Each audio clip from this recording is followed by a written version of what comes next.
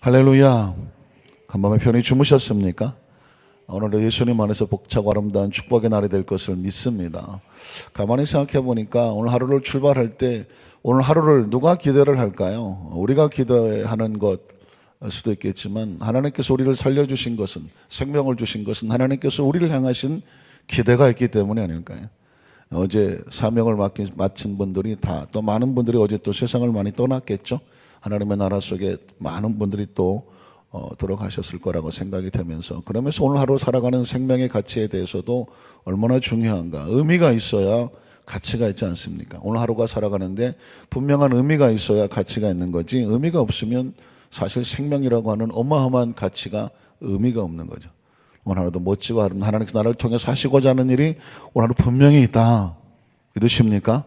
하루가 그렇게 멋지고 아름다운 의미와 가치 있는 날이 되기를 주의 이름으로 축복합니다. 한번 따라하실까요? 예수님께서 이 세상에 오신 목적, 젓가락 두 개는 투다, 같은 제목으로 말씀의 은혜를 나누기를 원합니다. 자, 우리는 예수 그리스도를 닮아가는 크리스찬입니다. 크리스찬이라는 이야기가 제일 먼저 누가 사용했을까요? 기억하십니까? 초대교회에 안디옥 교회가 있었는데, 그 안디옥 교회 성도들을 보니까 주위 사람들이 저 교회 사람들은 하는 행동과 저들이 말하는 것과 그 모습 속에서 누구를 닮았더라? 예수님을 예수 그리스도를 닮았더라. 그래서 스스로 나는 크리스찬이요, 나는 예수를 믿고 예수를 닮아가는 사람이요 라고 자신들이 주장하지 않았는데, 주위 사람들이 저 사람들은 그리스도를 닮았네, 예수 그리스도를 닮았어, 그렇게 불려준 별명이 뭐냐면 크리스찬인 것입니다. 그러니까 크리스찬이라고 하는 것은 우리가 얘기하는 것이 아니라 우리를 향하여서 세상이 붙여주는 이름이어야 정당한 이름이 되는 것입니다. 그래서 미국 사람 같은 경우에는 Are you Christian? 당신은 크리스찬입니까? 라고 물을 때 Are you real Christian? 진정한 크리스찬이냐? 라고 묻습니다. 왜냐하면 썬데이 크리스찬이 맞네. 그냥 주일날 그냥 어렸을 때부터 교회를 다녔으니까 주일날 그냥 교회에 안 나가면 좀 괜히 찝찝하고, 그러니까 주일날 교회 왔다 갔다 하는 정도. 그거보다 더 심한 사람은 1년에 한 2번 정도 크리스마스 성탄절이나 추수감사절 때나 이럴 때, 어떤 사람 더 심한 사람은 이제 결혼식 때 하고 이제 장례식 때만 이제 교회 오시는 분들 계세요. 그러니까 사실 그것도 크리스찬이라고 하는 거예요. 예. 성탄절에 교회 나간다, 나는 추수감사절에 간다, 왜? 떡 주니까 이러면서 다녔던 크리스찬들이 있는가 하면, 그러니까 미국 사람들은 묻죠. 당신은 썬데이 크리스찬이 아니라 리얼 진정한, 아니면 본 어게인 거듭난 크리스찬이냐 라고 묻는 것은 뭐냐면, 워낙 그냥 크리스찬이라고 하는 단어 속에 아무나 크리스찬이니까. 그런데 여러분, 점점 우리가 말씀을 상고하는 가운데 느껴지는 것은 뭐냐면, 그냥 무리로 따라다니는 그런 크리스찬이 돼서는 안 되겠구나, 그리스도의 제자가 돼야 되겠구나. 제자는 뭐냐면 그리스도를 알고, 그의 마음을 알고, 생각을 알고, 가르침을 알고, 그의 모습을 알고, 의미를 알고, 가치를 알고, 어디에서 왔는지를 알고, 무엇 때문에 십자가를 졌는지를 알고, 그 십자가를 통해서 어떤 역사가 나타난지를 알고, 알면서 어떻게 돼? 그것을 내가 알았으니까 그 세상에 그대로 흘려나가고 전하고 물들이게 하는, 전하는 자가 되고, 다른 말로 바꾸면 증인이 되는 것은 바로 제자가 되라.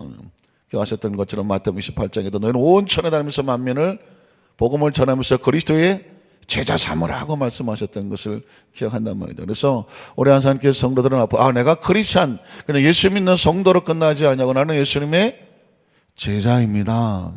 제자로서의 있던 네임 태그를, 이름표를 붙여놓고 마음의 자화상을 가져야 어떻게 살면 되냐? 제자구나, 내가 어디 갖다 놓아도 제자다운 삶을 사는 것이죠. 여러분, 그래서 예수님 이 땅에 오신 목적, 우리는 첫 번째로 어제 말씀을 나누고, 예수님은 죄인을 찾아서 용서하고 구원하시려 오셨다라고 말씀하십니다. 한번 따라하실까요? 죄인을 찾아서 용서하시고 구원하시러 오셨습니다. 다른 말로 바꾸면 잃어버렸던 자를 다시 찾으러 오셨다라는 표현입니다. 또 다른 말로 바꾸면 죽었던 자를 살리러 오신 것입니다. 그러니까 예수님은 가시는 곳곳마다 죽이지 아니하고 뭐 하셨다? 살리셨어요. 여러분, 오늘 일생일 때 아주 중요한 말씀을 여러분에게 드리는데, 내가 살아 존재하는 목적, 예수 믿고 하나님의 자녀가 되고 그리스도의 제자가 됐으니 이제 앞으로 나는 뭐 하면서 산다? 뭐 하면서 산다? 살리면서 산다. 굉장히 중요합니다.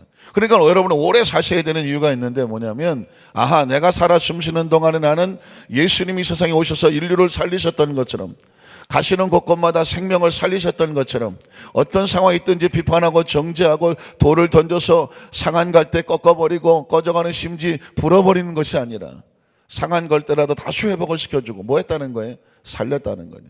꺼져가는 건 내버려두면 꺼질 건데 그 꺼져 아니하셨다는, 살리셨다는 것이죠.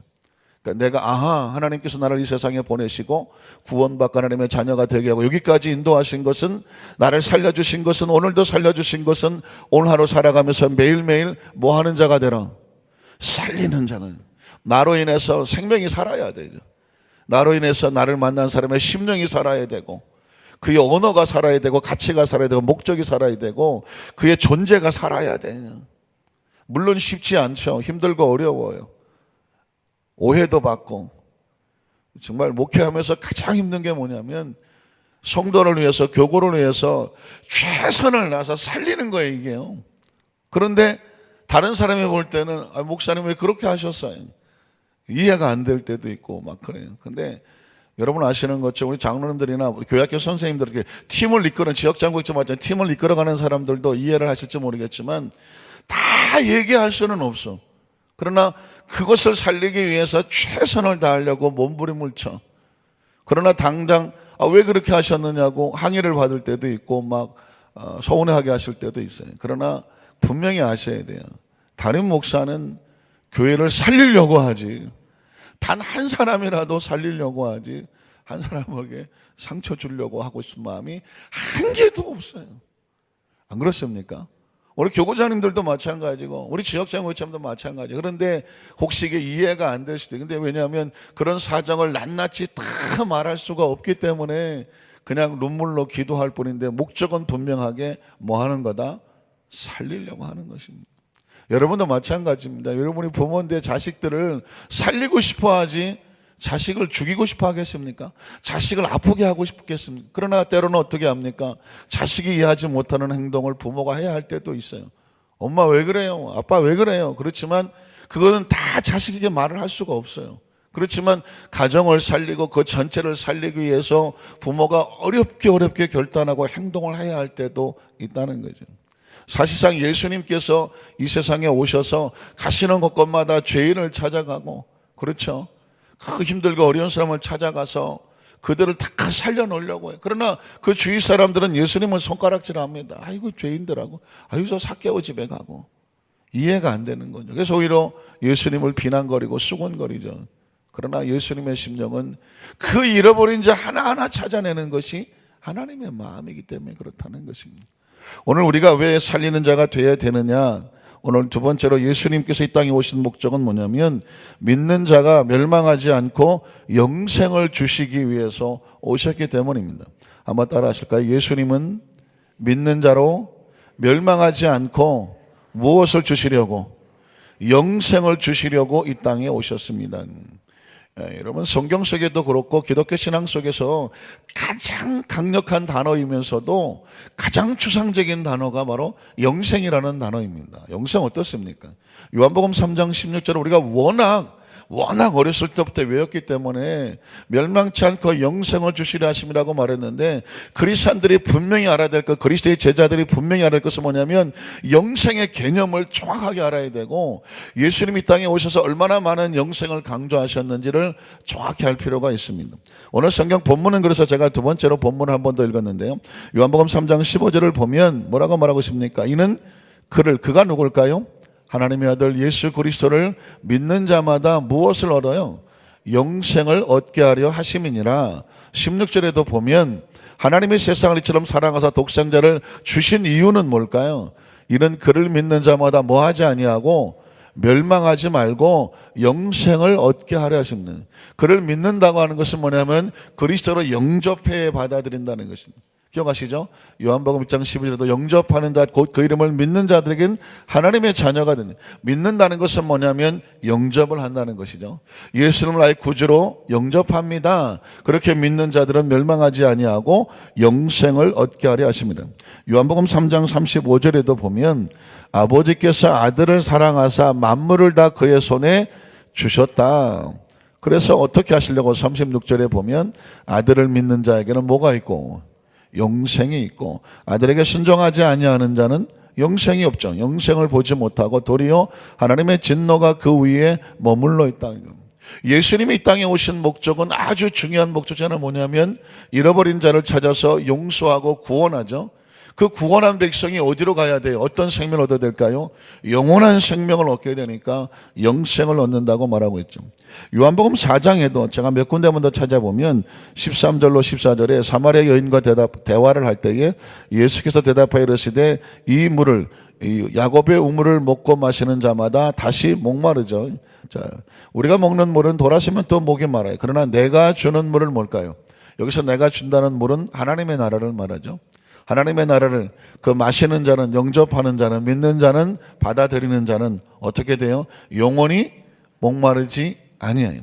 예수님이 이 땅에 오셔서 주시는 시간의 개념 하나가 영원이라고 하는 단어입니다. 영원. 이 세상에 예수 그리스도가 오기 전에 인생에게 영원이라는 단어는 없었습니다. 우린 맨날 시간에 쫓겨 살았죠. 오늘 며칠이야? 오늘 몇 시야? 언제까지 해야 돼? 그러니까 늘 시간에 쫓겨서 아이고 내가 한 살을 더 먹었네. 내가 몇 살이냐. 이 시간에 쫓겨 사는, 왜? 이 세상은 시간과 공간의 지배를 받고 있는 3차원의 세계이기 때문에 이 시간의 개념이라는 것이 늘 장소의 공간의 개념 속에 제한되고 살아왔습니다. 그런데 하나님 아들 예수님이 오셔서 우리에게 그 인식과 사고를 깨뜨리는데 시간의 제한은, 이 시간의 제한을 넘는 단어가 뭐냐면 영원이라는 단어거든요. 그러니까 세상 사람들은 이 예수 그리스도가 어디서 왔는지를 알지 못하면 예수님이 하는 이야기를 이해할 수가 없습니다. 오직 하나님의 이 지구 바깥에서 시간과 공간을 초월한 4차원의 영적인 영에서 오신 분이 우리에게 4차원의 세계를 말할 수가 있는지, 땅에서 태어난 사람은 4차원의 개념조차 가질 수가 없는 것이죠.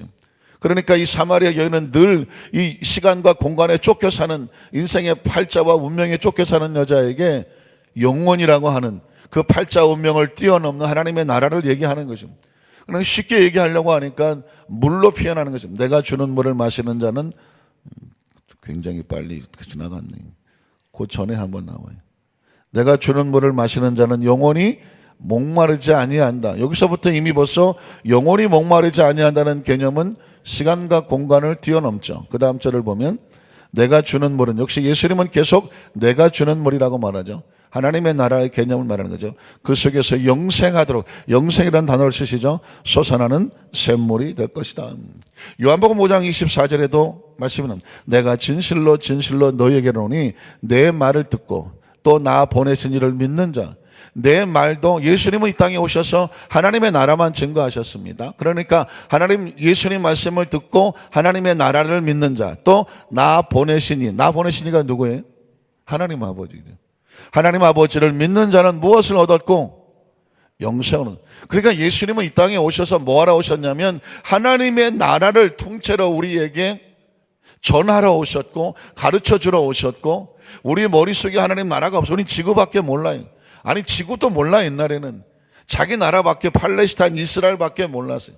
아니 요즘같이 이렇게 세상이 발달하지 않았기 때문에 이스라엘 나라 통째도 몰랐을지 몰라요. 그냥 갈릴리, 나사렛, 우리가 사는 그냥 안산, 우리 안산밖에 몰라.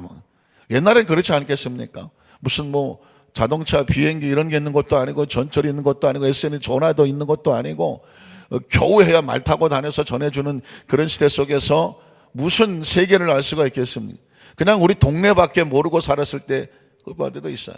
그런데 그 저에게 하나님의 나라라고 하는 어마어마한 얘기를 전하러 오셨으니 왜 예수 그리스도에 되는가? 하나님의 나라에서 오신 분은 누구밖에 없고 예수님밖에 없고, 하나님 나라를 아시는 분도 누구밖에 없고 예수님밖에 없고, 아버지를 아시는 분도 누구밖에 없고, 다 아시는 얘기라서 별로 감동이 없으신 분이 하나님밖에 없고. 왜 예수 그리스도에 되는 것에 대한 정확한 인식이 있어야 돼. 우리가 믿는 예수 그리스도에 대한 프라이드가 있어야 되고요. 그 가치를 알아야 되고 우리가 믿는 예수가 어떤 분인지를 정확히 알아야 돼요. 그게 성경을 무조건 믿어라가 아니에요. 전 무조건 믿어라가 싫어요. 왜냐하면 하도 어려서부터 그냥 아주 태어나서부터 성경 속에 살았기 때문에 그냥 너무 자연스럽게 믿어갖고 의심을 할 여지가 없었어요. 그냥 뒤집어 놓고 자각하는 거예요. 전혀 모르는 사람이 성경을 읽었을 때에 성경을 어떻게 이해를 시켜야 되는가. 그런데 성경은 무조건 믿어라가 아니에요. 오늘 제가 말씀을 하나하나 이렇게 풀어나가는 것처럼 말씀을 보면 아주 굴구절절하게 논리적이고 정확하게 하나님의 나라에 대한 인식을 정확하게 집어넣고 있어서 말씀을 알면 알수록 확실한 근거로 하나님 나라를 알게 되는 거죠. 예수님은 철저하게 하나님 나라예요. 철저하게 영생입니다. 나 보내시는 민자는 영생을 얻었고 심판에 이르지 않는, 뒤집어 말하면 영생을 얻지 아니하면 심판에 있다는 것을 알게 되죠. 영생이란 뭐냐? 멸망치 아니하고 심판받지 아니하고 영원한 하나님의 나라 생명 속에 들어오는 것. 그래서 사망에서 생명으로 어떻게 됐다고요? 옮겼느니라 라고 말하고 있는 것입니다. 자, 제가 처음 말씀드린 영생이라고 하는 단어는 가장 가치 있고 놀랍고 상상할 수 없는, 지구에서 쓰는 단어가 아닙니다. 가끔 그런 표현을 쓰죠. 영생이라는 단어는 지구에서 쓰는 단어가 아니고 지구인이 쓰는 단어가 아니에요. 그렇다고 뭐 우주에서 쓰는 단어냐? 우주에서 쓰는 단어도 아니에요. 우주인들만 쓰는 단어냐? 우주인은 쓸 수도 없는 단어예요. 누가 쓸 수 있는 단어냐? 우주 바깥에 있는 사람. 우주란 뭐냐? 시간과 공간을 다스리는 3차원의 세계를 말하는 것입니다. 영생이란 뭐냐? 3차원의 개념을 뛰어넘는 시간과 공간을 초월하는 하나님의 나라 속에, 영의 나라 속에 우리가 알고 있는 그 영원한 생명의 나라 속에서 온 사람만이, 그 속에 있었던 사람만 우리에게 개념을 줄 수가 있는 것입니다. 그러니까 예수님은 우주 바깥에서, 세상 바깥에서 천국인이죠. 하나님의 나라 천국인이죠. 그 천국인이 우주 안에 들어오고 지구 안에 들어와서 우리에게 이 천국인에 대한 개념을 주시는 것입니다. 믿으십니까? 그래서 회개하라, 뭐가 다가왔어요? 천국이. 천국을 뒤집어 말하면 킹덤 오브 갓, 하나님의 왕국이라는, 하나님이 다스리는 나라가 시간과 공간에 다스려서 늘 그냥 생활의 시간에 쫓기고 공간에 쫓기는 그런 지구인이 아니라 3차원의 세계가 아니라 천국인 하나님의 나라 속에서 오셔서 이제 너희가 예수를 믿고 하나님의 자녀가 되어지면 시간과 공간의 운명과 팔자에 갇히는 자가 아니라 이 세상에 끝나도 영원한 세계가 있는 하나님의 나라의 속에 속한 하나님 백성이다. 이 개념을 머릿속에 집어넣고 있는 거예요. 그러니 여러분, 예수를 믿었다는 것은 얼마나 놀라운 사실인지 모릅니다. 왜냐하면 예수를 믿어야 시간과 공간을 초월하는 개념이 생깁니다. 예수를 믿어야 우리가 어디에서 왔을까라는 생각이 생기고, 예수를 믿어야 우리가 무엇 때문에 살고 있을까라는 개념이 생기고, 예수를 믿어야 이 세상을 끝나 우리가 어디로 갈까라는 개념이 생기는데, 그 개념만 생기는 것이 아니라 우리가 하나님으로부터 왔고, 믿으십니까? 하나님 안에 살아가고, 믿으십니까? 이 세상을 떠날 때 어디로 간다? 하나님의 나라로, 본향으로 간다. 아버지 집에 가서 거할 곳을, 처소를 예비하노니 그 처소를 예비하면 내가 다시 와서 너희를 나 있는 곳으로 데려가서 거기서 영원히 함께 있게 하리라. 그 말씀의 의미가 얼마나 가치 있고 귀한 것인 것을 알게 되는 줄로 믿습니다. 자, 그래서 여러분은 영생을 믿으십니까? 무슨 영생교 교주 같죠. 그 영생교 교주가 그냥 영생이라는 단어를 휘저어 놓는 바람에 영생이라는 단어가 아주 쓰기가 애매해졌지만, 그러나 크리스천들에게 영생에 대한 개념이 있어요. 영생이 뭐래요? 영원한 생명. 영원한 생명이란 지구와 같이 육체적인 제한된 시간을 초월하고 있는, 시간과 공간의 제한을 받지 않는 곳, 그것은 우주를 초월하는 하나님의 나라, 믿으십니까? 하나님이 다스리는 나라, 믿으십니까? 그거를 천국이라고 말하는 것입니다. 그러니까 오늘날 크리스천들이 왜 힘이 없느냐? 그런 논문을 쓴 적이 있어요. 크리스천들이 왜 힘이 없느냐? 부활을 믿지 않기 때문입니다. 여러분, 부활을 믿으십니까? 부활을 예수님이 부활했던 것을 체험하고 제자들이 나가서 목숨을 걸었습니다. 그들 스스로 하나님 나라에서 생명을 던졌습니다. 부활을 믿지 않으면 순교가 되지 않아요. 왜냐하면 베드로가 왜 예수를 부인했을까요? 그들이 부활의 개념이 없었어요. 죽음은 끝이라고 생각했었어요. 그런데 예수님이 부활을 해요. 제자들이 보니까 예수님이 부활을 해요. 죽어도 끝이 아니네? 개념이 생겼어요. 하늘나라의 개념이 생겼어요. 그래서 그들은 기꺼이 육체의 생명을 복음을 전하는데 던져도 아깝지 않았어요. 왜? 부활을 믿었기 때문에. 부활이 들어왔기 때문입니다. 마찬가지로 영생이 들어와야 돼. 부활은 아무것도 아니에요. 영생의 개념이 있는 사람에게 부활은 그냥 아무것도 아니에요. 영생으로 가는 한 자그마한 문을 통과했을 뿐이에요. 믿으십니까? 우리 교회에도 문이 많이 있지만 문은 그 문 자체가 들어오는 거지 그 문은 그 이상의 어떤 개념이 없어요. 문을 열고 들어오면 안에 대성전이 있는 거예요. 마찬가지로 육체라고 하는 것은 죽음이라고 하는 개념들에서 달라지죠. 죽는다고 하는 것은 부활하기 위해서 죽는 거예요. 분위기가 이상한 분이네. 죽으면 죽어야 부활이 되는 거예요. 부활해야 영생이 있는 거죠. 그러니까 이 개념은 예수 그리스도가 들어오지 아니하면, 그래서 영생의 개념이 들어와야 비로소 지금 눈을 똑떼기 뜨고 살아가도 항상 개념이 머릿속에 있기 때문에 죽음이라는 개념에 대한 정확한 이해, 부활에 대한 정확한 이해, 영생에 대한 정확한 이해. 그래서 여러분 우리가 하는 말이 살아도 천국이고 이 세상을 떠나도 천국이다. 살아도 하나님 안에 있고 이 세상을 떠나 하나님 나라에 있습니다. 믿으십니까? 이게 여러분 지금 굉장히 여러분 많이 들은 것 같기도 하고 조각조각 들은 것 같기도 하지만 이걸 같이 모아놓고 이것이 우리가 부활을 믿는 신앙, 천국을 믿는 신앙, 영생을 믿는 신앙인데, 이 신앙이 정확한 사람은 어디 갖다 놔도 담대해요. 이게 흔들리는 사람은 항상 불안하고 초조합니다. 제가 이제 저희 집 아이를 제가 한번 지난번에 간증을 했었지 않았습니까? 이 아이가 사고를 당하고 나서 처음 했었던 얘기가 하나님이 나를 살리셨다는, 제가 이번 주일날 또 뭐 몇 가지 간증할 일이 있겠지만 계속 얘가 대화를 하면서 느껴지는 그 모습은 거의 80~90% 대화가 그냥 하나님이에요. 하나님. 최근에도 어저께 통화하는데 이건 뭐 완전히 죽은 거였어요. 지금 제가 오늘은 말씀을 못 드리고 뭐 의학적으로 볼 때는 뭐 골든타임 안에 들어와 샀다는데, 제가 나중에 쭉 그 현장을 처음부터 마지막을 지켜봤던 한 친구의 얘기를 들어보니까 의학적으로는 선을 넘었던 상황이었더라고요. 진짜 그러니까 쉽게 얘기하면 이건 의학적으로 선을 댈 수 없는 상황 속에서, 그래서 이제 아들하고 대화하는 겁니다. 어떻게 살았냐 너? 지가 아는 거예요. 의학적으로 완전히 포기된 상태라는 것을 지가 알았어요. 자기를 끝까지 지켜봤던, 처음부터 지켜봤던 친구로부터 자세한 내용을 들었어요. 그러고 나서 하는 얘기예요. 들어봤더니 의학적으로는 안 되는 거였어요. 그래서 제가 물었어요. 참 아들하고 이런 대화하기가 쉽지 않은데 넌 어떻게 살았냐? 그랬더니 지가 하는 얘기가 그 얘기예요. 하나님이죠. 하나님. 이거 뭐 아버지가, 목사인 아버지가 아들에게 넌 하나님이 살린 거야 임마, 그러니까 넌 그걸 알아야 돼, 이게 아니라니까요. 제가 물었다니까 너 어떻게 살았어? 그랬더니 하나님이죠. 그래 하나님이다. 아들이 그랬다고 그랬잖아요.